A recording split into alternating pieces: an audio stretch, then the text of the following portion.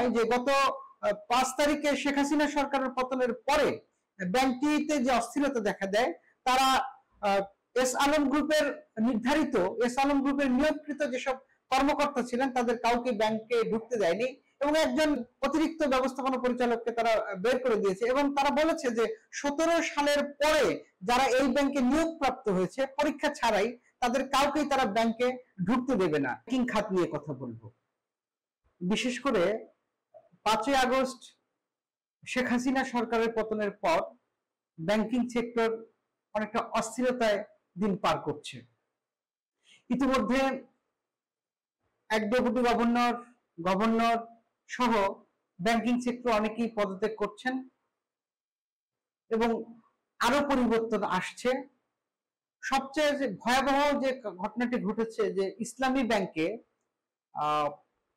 ব্যাংকটি দখল করা নিয়ে বা পুরনো কর্মকর্তা কর্মচারীদের মধ্যে বাকবিতণ্ডা হয়েছে, হাতাহাতি হয়েছে, এমনকি গুলির ঘটনাও ঘটেছে। এসব নিয়ে কথা বলবো। তার আগে আমরা আরেকটি বিষয় আপনাদেরকে বলতে চাই যে আজকে সেন্টার ফর পলিসি ডায়ালগ একটি সিপিডি একটি প্রেস ব্রিফিং এর আয়োজন করে। সেই ব্রিফিং এ তারা বলছে যে গত 15 বছরে অর্থাৎ 2008 সাল থেকে আজ অবধি প্রায় 92,000 কোটি টাকার মতো ব্যাংকিং খাতে লোপাট হয়েছে। আমরা সেই রিপোর্টটি যদি একটু দেখি দর্শক, আমরা রিপোর্টটি যদি আমরা দেখতে চাই তাহলে আমরা দেখতে পাবো যে সিপিডি বলছে 15 বছরে আর্থিক কেলেঙ্কারি প্রায় 92,000 কোটি টাকা। গভর্নর সহ জড়িতদের বিচার চায় সিপিডি। একটি অনলাইন পত্রিকায় রিপোর্টটি করেছে। রিপোর্টের ভিতরে যদি আমরা যাই তাহলে দেখতে পাবো সিপিডি বলছে বিগত বছরগুলোতে বড় বড় অন্তত 24টি আর্থিক কেলেঙ্কারির ঘটনা ঘটেছে, যার পরিমাণ 92,261 কোটি টাকা। অন্যদিকে খেলাপি ঋণ বেড়ে দাঁড়িয়েছে 1,82,295 কোটি টাকা। দর্শক, আমি আবারও বলছি, বিগত বছরগুলোতে বড় বড় 24টি আর্থিক কেলেঙ্কারির ঘটনা ঘটেছে, যার পরিমাণ 92,261 কোটি টাকা। অন্যদিকে খেলাপি ঋণ বেড়ে দাঁড়িয়েছে 1,82,295 কোটি টাকা।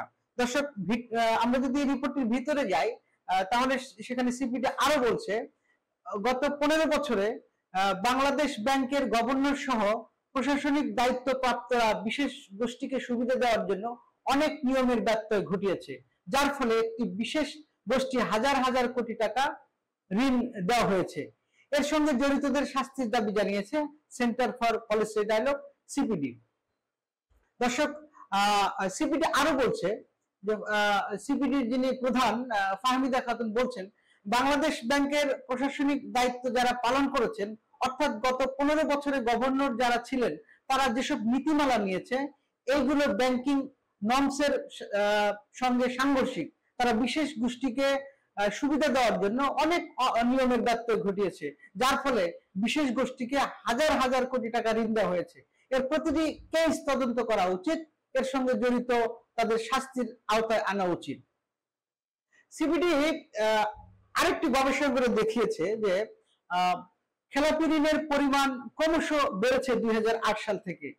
সিপিডি তাদের এই ব্রিফিং এ উল্লেখ করেছে 2009 সালে খেলাপি ঋণের পরিমাণ ছিল 22,481 কোটি টাকা। চলতি বছরের মার্চ পর্যন্ত তার পরিমাণ দাঁড়িয়েছে 1,82,295 কোটি টাকা। 2016 সালে বাংলাদেশ ব্যাংকের রিজার্ভ চুরি নিয়ে এখনো তদন্ত চলছে। তদন্ত শেষ করার জন্য সিআইডি 79 বার সময় নিয়েছে। নতুন সময় 4 সেপ্টেম্বর।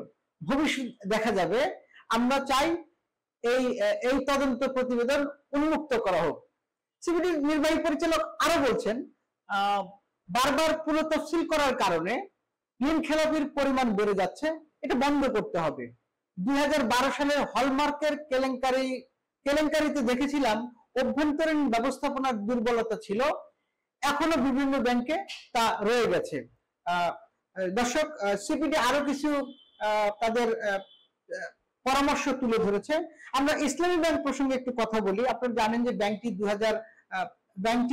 2017 সালে বড় ধরনের একটি পরিবর্তন আসে ব্যাংকটিতে।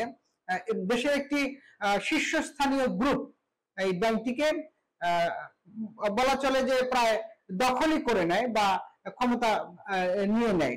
তারপর থেকে ব্যাংকটি অনেকটাই দুর্বল হতে থাকে। একদা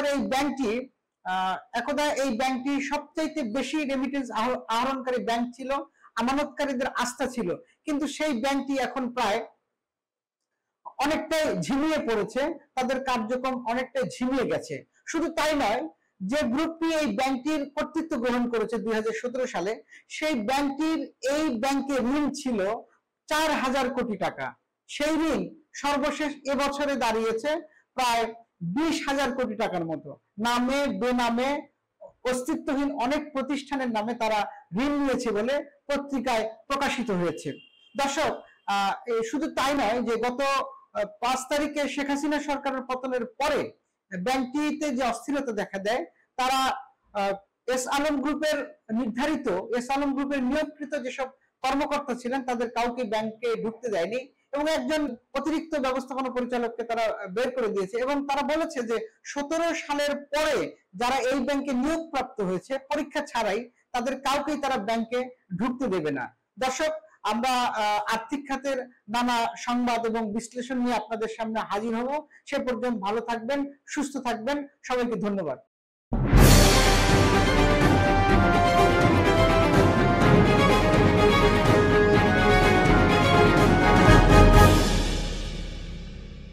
অপরূপ বাংলা, বাংলার প্রতিধ্বনি।